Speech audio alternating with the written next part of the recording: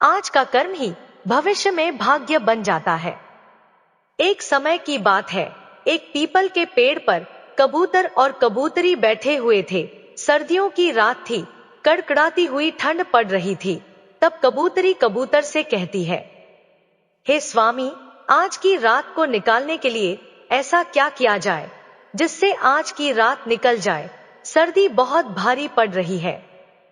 फिर कबूतरी कहती है, हे स्वामी, कोई ऐसी कहानी सुनाओ जिससे आज की रात कट जाए। कबूतर कबूतरी की बात सुनने के बाद एक कहानी शुरू करता है और कबूतरी से कहता है, हे प्रिय, तुम ध्यान से सुनो, बड़ी ही ज्ञानवर्धक कहानी मैं तुम्हें सुनाने जा रहा हूं। अब कबूतरी ध्यान से सुनती है और कबूतर कहानी शुरू करता है। जो लोग इस कहानी को सुन रहे हैं, इस कहानी को पूरा अंत तक जरूर सुने। कबूतर कहानी शुरू करता है, हे प्रिय, बहुत समय पहले की बात है। किसी नगर में एक राजा रहता था। एक रोज वह राजा अपने दरबार में बैठा हुआ था। तभी उसके दरबार में एक भिखारी आया। उस भिखारी की बड़ी दयनीय स्थिति थी। शरीर पर फटे पुराने मेले कुचले कपड़े और लाचार बेबस निगाह। राजा ने जब उस भिखारी को देखा तो उस पर बड़ी दया आई। राजा ने तुरंत अपने मंत्री को बुलाया और उसे आदेश दिया कि इस भिखारी को उचित भिक्षा देकर विदा करो। हे प्रिय, भिखारी तो भिक्षा लेकर राजा को धन्यवाद देकर वहां से चला गया। लेकिन राजा के सामने एक प्रश्न छोड़ गया। उस राजा के मन में यह विचार आया कि मैंने ऐसे कौन से शुभ कर्म किए थे जिनके कारण यह राजपद मुझे मिला है, और इस भिखारी ने ऐसा कौन सा कार्य किया था जिसके कारण उसे जिल्लत भरी जिंदगी नसीब हुई है। राजा के मन में यह विचार आते ही अगले दिन राजा ने अपने नगर के सभी विद्वानों की एक सभा बुलाई। जब सभी विद्वान राजसभा में उपस्थित हो गए तो राजा ने सभी के सामने अपने मन की जिज्ञासा रखी और उस राजा ने विद्वानों से कहा, हे विद्वान पुरुषों, मैंने आप लोगों को यहाँ बुलाने का इसीलिए कष्ट दिया है ताकि मैं अपनी एक समस्या का निवारण आप लोगों से करा सकूं। मेरे मन को एक विचार बहुत ही विचलित कर रहा है। राजा के यह वचन सुनकर सभा में बैठे हुए विद्वानों में से एक विद्वान ने खड़े होकर पूछा, हे महाराज, ऐसी क्या उलझन है जो आपको विचलित कर रही है? ऐसा कौन सा विचार है जो आपको परेशान कर रहा है? कृपया आप हमें बताएं। राजा बोला, हे विद्वानों, मैंने यह सभा इसलिए बुलाई है ताकि मैं यह जान सकूं कि किन शुभ कार्यों से मुझे यह राजपद मिला है। अगर आप लोगों में से कोई इस बात को मुझे बता देगा तो मैं उसे माला माल कर दूंगा, और ना बताने की स्थिति में मैं उसको गधे पर बैठाकर मुख पर कालिक पोतकर उसे बेइज्जत करके राज दरबार से बाहर निकलवा दूंगा। राजा की इन बातों को सुनकर सभा में बैठे सभी विद्वान सख्ती में आ गए। वह भी सोचने लगे कि राजा को यह बात बताने से बेहतर तो यही है कि हम लोग खामोश रहे या फिर उनसे कुछ दिन की मोहलत मांगकर चुपचाप यहाँ से खिसक ले। कहीं राजा को हमने बताया और राजा हमारी बातों से संतुष्ट नहीं हुआ तो मुफ्त में ही हमारी बहुत बड़ी बेइज्जती हो जाएगी।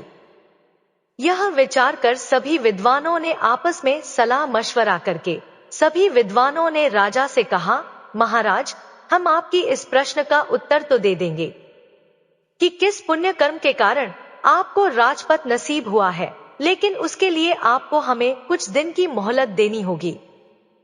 आप हमें 6 माह की मोहलत दे दो।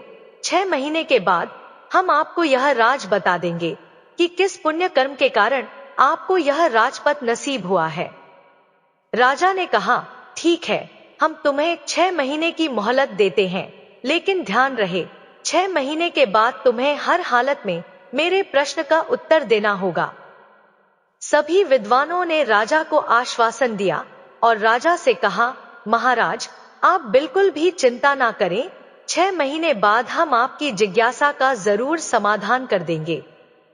इस प्रकार सभी विद्वान राजा से 6 महीने की मोहलत लेकर राज दरबार से बाहर चले गए।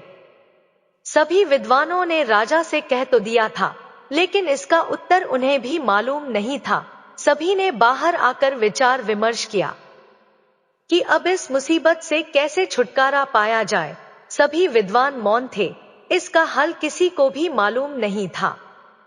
तभी उनमें से एक विद्वान बोला, अरे भाई, अभी तो हमारे पास में पूरे 6 महीने हैं, 6 महीने आराम से गुजारो। जब समय आएगा तब देखा जाएगा, भविष्य की चिंता करके वर्तमान क्यों बर्बाद करें। सभी ने एक सुर में हाँ मिलाई और सभी विद्वान यह वादा करके कि आज से 6 महीने बाद हम सभी लोग नगर के बाहर तालाब पर इकट्ठे होंगे और जिसे भी उत्तर पता चल जाएगा वह एक दूसरे को बता देगा। इस तरह सभी लोग एक दूसरे से वादा करके एक दूसरे से विदा लेकर अपने अपने घर को चले गए और अपने घर के कार्यों में व्यस्त हो गए। दिन गुजरे, महीने गुजरे और गुजरते गुजरते वह समय भी आ गया जिसके अगले दिन राजा को उनके सवाल का उत्तर देना था। वादे के अनुसार एक बार फिर से सभी विद्वान नगर के बाहर बने हुए तालाब पर इकट्ठे हुए। सभी ने एक दूसरे से पूछा, क्या किसी को उत्तर पता चला? तो सभी का एक ही जवाब था कि हम तो इस प्रश्न का कोई जवाब नहीं ढूंढ पाए।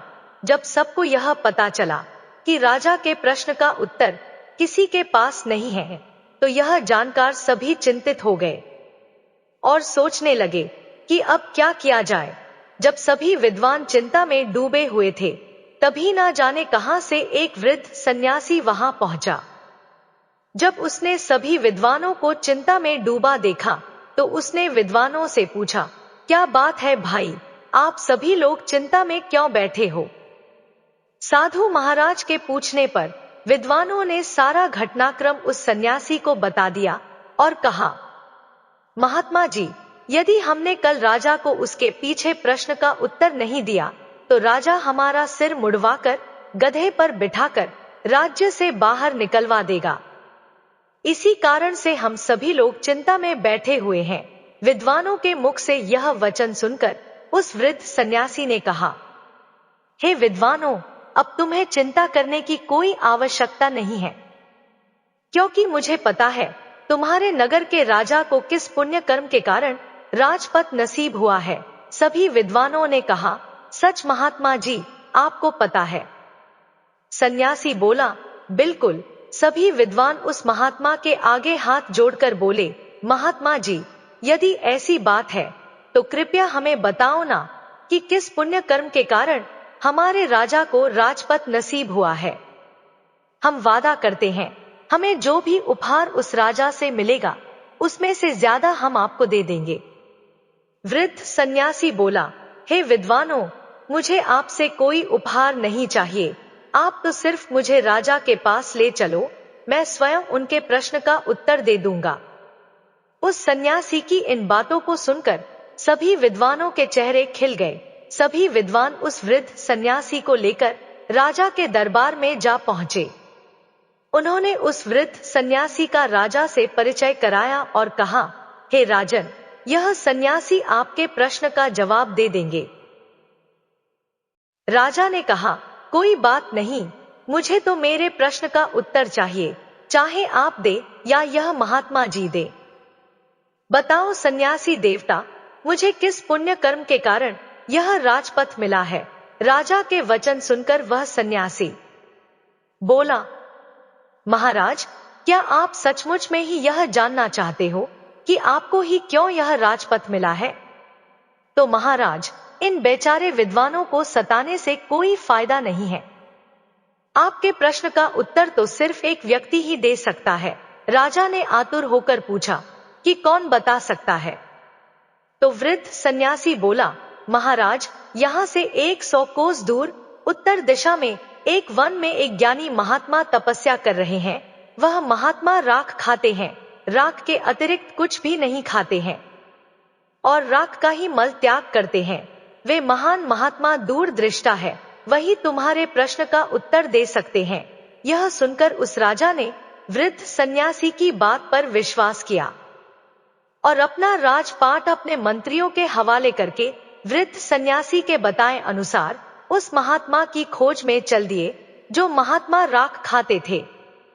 कई दिनों के सफर के बाद वह राजा अंततः उस जगह पर जा पहुंचा जिस वन में वह महात्मा जी तपस्या कर रहे थे। राजा ने हाथ जोड़कर महात्मा जी की एक परिक्रमा लगाई और महात्मा जी के सामने हाथ जोड़कर खड़ा हो गया। 2 घंटे बाद महात्मा की समाधि टूटी। उसने जब राजा को अपने सामने हाथ जोड़े खड़ा हुआ पाया तो उस महात्मा ने पूछा, भाई तुम कौन हो? दिखने में तो तुम राजा के जैसे लग रहे हो, फिर तुम इस निर्जन वन में क्या कर रहे हो? राजा ने उस महात्मा को अपना परिचय दिया और अपने वहां आने का कारण बताया। इस पर उस महात्मा ने कहा, हे राजन, मैं भी तुम्हारे इस प्रश्न का उत्तर देने में अभी असमर्थ हूँ, लेकिन यहाँ से 50 कोस दूर उत्तर दिशा में एक वन में एक महात्मा तपस्या कर रहे हैं। वह आग खाकर जीवित रहते हैं। तुम उनके पास चले जाओ, वो तुम्हारे प्रश्न का उत्तर जरूर दे देंगे। महात्मा की इन बातों को सुनकर राजा कुछ पल के लिए निराश तो जरूर हुआ, किंतु फिर से नए उत्साह के साथ महात्मा द्वारा बताए हुए मार्ग पर उस साधु की तलाश में आगे को चल दिया। शीघ्र ही उसने अगले वन में तपस्या करते उस साधु को खोज लिया जो आग खाकर जिंदा रहते थे। वह साधु महात्मा भी समाधि अवस्था में बैठे हुए तपस्या कर रहे थे।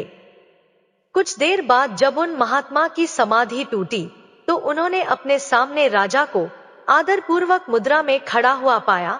जब महात्मा ने राजा से अपने पास में आने का कारण पूछा तो राजा ने बता दिया कि वह किस लिए उनके पास में आया है।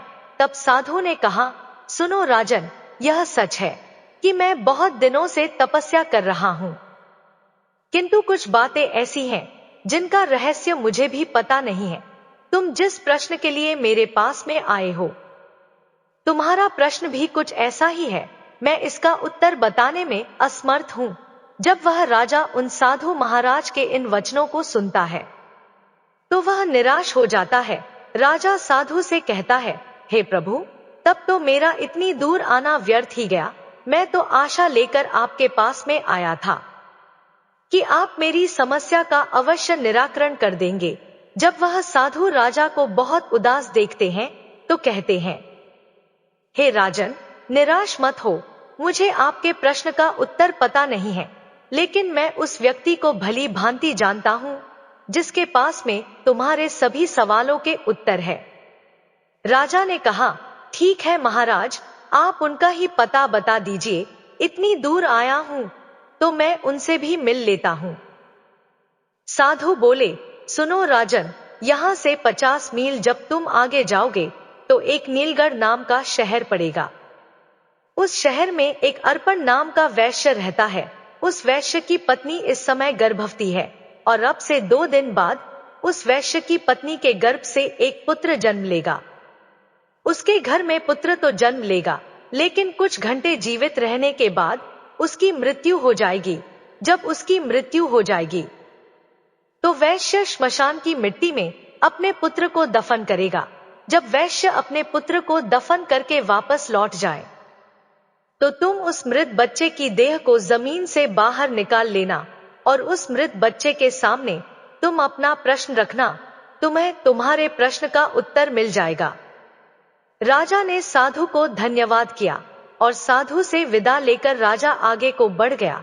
चलते चलते राजा साधु की बताए हुए नीलगढ़ नगर में पहुंच गया और वैश्य का घर तलाश करके उसके घर के समीप ही एक चबूतरे पर बैठ गया। कुछ ही देर में वैश्य अपने घर से बाहर निकला। अजनबी व्यक्ति को बाहर बैठा हुआ देखकर उस वैश्य ने राजा से पूछा, मित्र, कौन हो तुम और यहाँ क्यों बैठे हो? किसकी प्रतीक्षा कर रहे हो?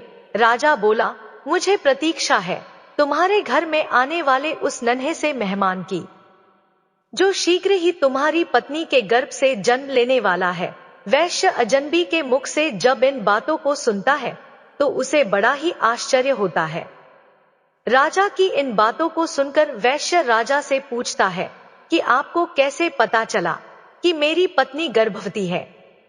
राजा ने कहा, इसमें आश्चर्य करने की कोई बात नहीं है। मुझे यह बात एक महात्मा ने बताई है और उसने यह भी कहा है कि तुम्हारी पत्नी की गर्भ से जो शिशु जन्म लेगा वह लड़का होगा। लेकिन शब्द सुनकर वैश्य बोला, लेकिन क्या भाई? तुमने अपनी बात अधूरी क्यों छोड़ दी? स्वस्थ तो पैदा होगा ना मेरा पुत्र? राजा ने कहा, हाँ भाई, खूब स्वस्थ पैदा होगा, लेकिन सिर्फ कुछ ही घंटे वह जीवित रह पाएगा, बाद में उसकी मृत्यु हो जाएगी। वैश्य भयभीत स्वर में बोला, अरे भाई, शुभ शुभ बोलो। इस अधेड़ आयु में तो मेरे यहाँ पुत्र रत्न पैदा होगा, और अगर वह पैदा होने के बाद मर गया तो यह मेरे लिए किसी सदमे से कम नहीं होगा। राजा ने कहा, भाई, जो सत्य है वह मैंने तुम्हें बता दिया। जब वो वैश्य अजनबी के मुख से इन बातों को सुनता है तो अपने पुत्र को बचाने की खातिर कई वैद्य हकीमों को बुला लेता है, लेकिन विधाता का लिखा कौन मिटा सकता है? होता वही है जो मंजूरी खुदा होता है। उस वैश्य ने अपने पुत्र को बचाने का भरसक प्रयास किया, लेकिन उसकी कोई युक्ति काम नहीं आई। महात्मा के बताए अनुसार वैश्य की पत्नी की कोख से एक पुत्र ने जन्म लिया। खूब खुशियां मनाई गई, लेकिन 4 घंटे बाद ही बच्चे की सांसें उखड़ने लगी।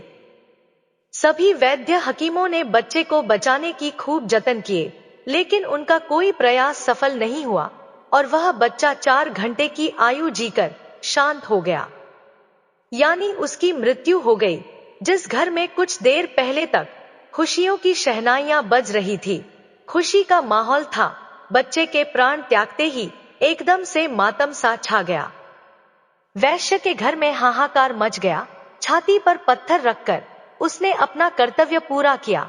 उसने अपने बच्चे को कपड़े में लपेटा और श्मशान के लिए चल दिया। शमशान पहुंचकर वैश्य ने एक गड्ढा खोदा और उस गड्ढे में अपने कलेजे के टुकड़े को दफन कर दिया। मिट्टी डालने के बाद जब वह वैश्य नम आंखों से अपने घर को लौटने लगता है, वैसे ही ताक में बैठा हुआ राजा उस स्थान पर पहुंचता है, क्योंकि उस महात्मा ने कहा था कि जैसे ही वैश्य वहां से अपने घर को लौटे तो तुम्हें वह बच्चा जमीन से बाहर निकाल लेना है। यदि तुमने थोड़ा भी विलंब कर दिया फिर तुम्हारे प्रश्न का उत्तर नहीं मिल पाएगा। इसीलिए राजा वैश्य के जाते ही उस स्थान पर आता है और गड्ढे की मिट्टी हटाकर बच्चे को बाहर निकाल लेता है। जैसे ही वह राजा बच्चे को कपड़े से अलग करता है तो उसके आश्चर्य की सीमा नहीं रहती है।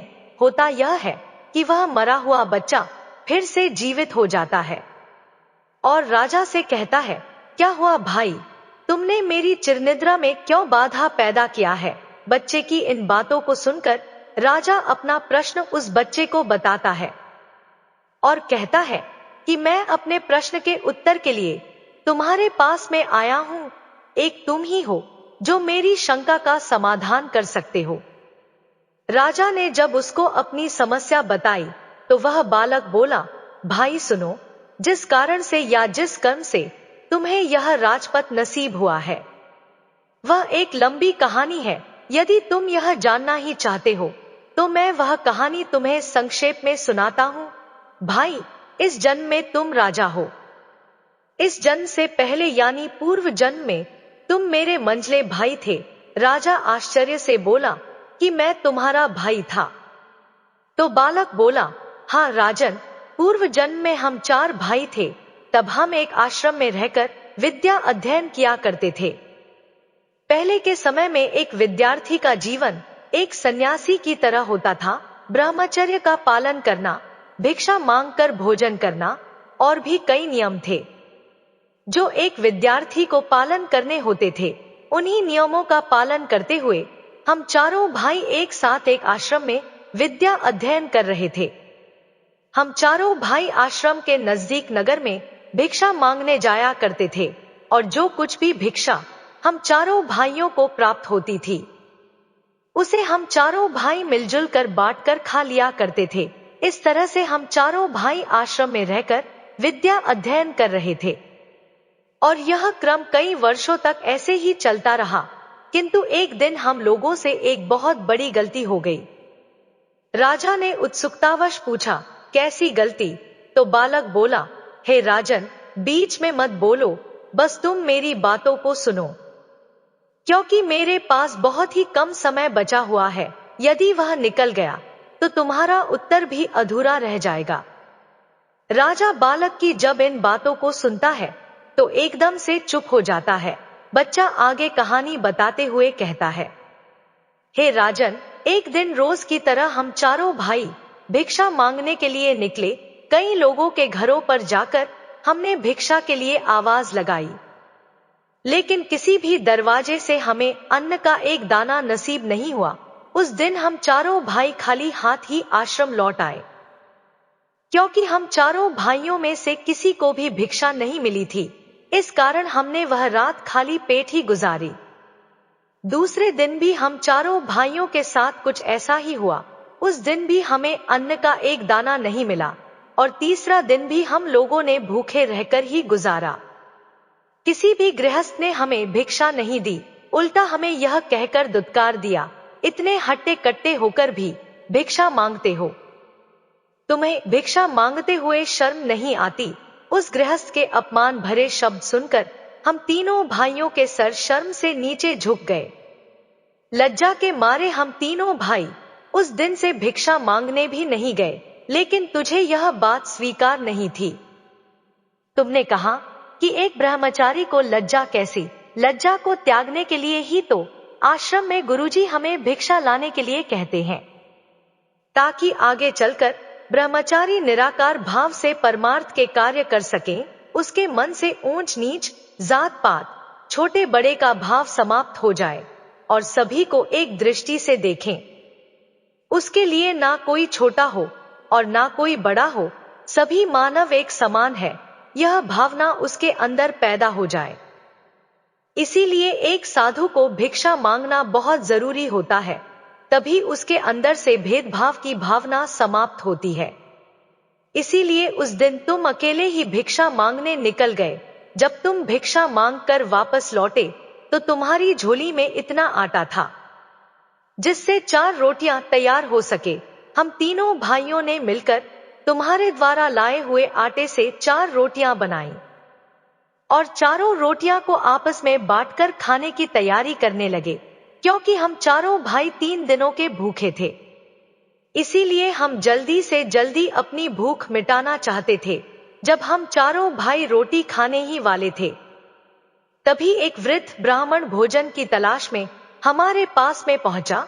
जब उसने हमारे हाथ में भोजन की थाली देखी तो उस वृद्ध ब्राह्मण ने हम चारों भाइयों से अपने अपने भोजन में से थोड़ा थोड़ा भोजन देने की प्रार्थना की, क्योंकि हम चारों भाइयों का भूख के मारे पहले ही बहुत बुरा हाल था। उस पर वह वृद्ध ब्राह्मण भोजन मांग रहा था। यह सुनकर हमारे बड़े भाई ने उस वृद्ध ब्राह्मण से कहा, अरे ब्राह्मण देवता, तुम कहां से आ टपके? हम लोग तो पहले से ही 3 दिनों से भूखे हैं। मुश्किल से आज एक रोटी नसीब हुई है और तुम कहते हो कि उसमें से हम तुम्हें दे दें। यदि हमने तुम्हें अपनी रोटी दे दी तो हम क्या राख खाएंगे? और यह कहकर हमारे बड़े भाई ने अपनी रोटी खा ली और वह वृद्ध ब्राह्मण देखता ही रह गया। इसके बाद उस वृद्ध ब्राह्मण ने हमारे दूसरे भाई से अपने भोजन में से थोड़ा भोजन देने का आग्रह किया। हमारे दूसरे भाई ने उस वृद्ध ब्राह्मण से कहा कि महाराज, यदि मैंने तुम्हें अपना भोजन दे दिया तो मैं क्या चूल्हे की आग खाऊंगा? और यह कहकर उसने भी अपनी रोटी खा ली। जब हमारे दोनों भाइयों से उसे निराशा हाथ लगी तो वह वृद्ध ब्राह्मण मेरे पास में आया। मैंने भी अपने दोनों भाइयों की तरह उसे टका सा जवाब दे दिया, हे ब्राह्मण देवता, यदि हमने अपने भोजन में से तुम्हें भोजन दे दिया तो मैं मरूंगा या जीऊंगा। और यह कहकर मैंने भी अपनी रोटी खा ली। जब हम तीनों भाइयों से उस वृद्ध ब्राह्मण को निराशा हाथ लगी तो आखिर में वह वृद्ध ब्राह्मण तुम्हारे पास में पहुंचा और इस उम्मीद में तुम्हारी तरफ से निहारने लगा कि शायद तुम अपने भोजन में से कुछ भोजन उसकी सेवा में अर्पित कर दो। हे राजन, जब वह ब्राह्मण तुम्हारे पास में पहुंचा तो तुमने बिना किसी हिचकिचाहट के अपने हिस्से वाली रोटी उस वृद्ध ब्राह्मण को दे दी। साथ ही यह कहते हुए क्षमा भी मांगी कि हे ब्राह्मण देवता, आज तो मेरे पास एक ही रोटी है, आप इस एक रोटी को खाकर अपनी भूख मिटाएं। आप फिर किसी दिन हमारे यहाँ पर पधारें तो मैं आपका संपूर्ण रूप से अतिथि सत्कार करूंगा। इसलिए हे राजन, तब से हम सब भाई अपने अपने पूर्व जन्म में किए कर्म का फल भोग रहे हैं। उस दिन वह ब्राह्मण तो तथास्तु कहकर चला गया और हम तीनों भाइयों पर मुसीबत का पहाड़ टूट पड़ा। बालक ने आगे बोला, हे राजन, जिस वृद्ध ब्राह्मण ने तुम्हें पहले साधु के पास जाकर उससे अपने प्रश्न का उत्तर खोजने के लिए कहा था, दरअसल वह वही ब्राह्मण है जो हमारे पूर्व जन्म में भोजन मांगने के लिए हमारे पास में आया था। और वह पहला साधु जो सिर्फ राख खाता है और राख का ही मल त्याग करता है, पूर्व जन्म का हमारा बड़ा भाई है। उसने ब्राह्मण से यह कहा था कि तुम्हें रोटी दे दूंगा तो मैं क्या राख खाऊंगा, अतः ब्राह्मण के हिसाब से वे राख खाकर ही जीवित है। पहले साधु ने तुम्हें दूसरे साधु के पास में जाने का परामर्श दिया। वह दूसरा साधु दरअसल हमारा दूसरा भाई है जो सिर्फ आग खाकर ही जीवित रहता है। उसने ब्राह्मण के रोटी मांगने पर यह कहा था, यदि मैं तुझे रोटी दे दूंगा तो क्या मैं चूल्हे की आग खाऊंगा। इसलिए उस ब्राह्मण का श्राप उस पर भी फलीभूत हो रहा है। आगे वो बच्चा उस राजा से बोला, हे राजन, अब आप मेरे विषय में भी सुन लो। मैंने ब्राह्मण को रोटी ना देकर यह कहा था कि यदि मैं तुम्हें रोटी दे दूंगा तो मेरा क्या होगा, मैं जीऊंगा या मरूंगा। बस तभी से मैं जीता और मरता आ रहा हूं। मैं नित्य किसी ना किसी के यहाँ जन्म लेता हूं और कुछ घंटे, कुछ दिवस अथवा कुछ महीने जीवित रहकर वापस मर जाता हूं। और तब से यह घटनाक्रम नियमित रूप से चल रहा है। इतना कहकर बालक ने जब राजा को उसके विषय में बताना शुरू किया तो उसने राजा को बताया, हे राजन, अब तुम अपने विषय में भी सुन लो। तुमने अपने हिस्से की रोटी उस ब्राह्मण को दी और स्वयं भूखे रहे। तुमने अपने आतिथ्य धर्म का पूरी तरह से पालन किया। अतः उन्हीं शुभ कर्मों के कारण इस जन्म में तुम्हें राजा बनने का अवसर मिला है, क्योंकि परमात्मा उन्हीं लोगों को राजपद देता है या अमीर बनाता है जो खुद की ना सोच करके दूसरों की परवाह करते हैं, जो दूसरों के बुरे वक्त में उनकी सहायता करते हैं, जो अपने मुंह का निवाला भी दूसरों की सेवा में समर्पित कर देते हैं। ऐसे लोगों को परमात्मा इस मंशा से अमीर बनाता है कि यह लोग अमीर होकर दूसरों के सुख दुख में उनका साथ निभाएंगे। लेकिन अधिकतर लोग अमीर होकर अपना ही सोचते हैं।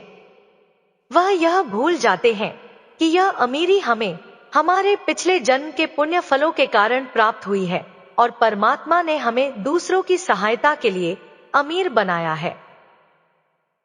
यदि हम पुण्य कर्म करेंगे, लोगों की सहायता करेंगे, तो इस जन्म में तो हमें परमात्मा ने अमीर बनाया है, अगला जन्म भी हमारा अमीरी में ही बीतेगा।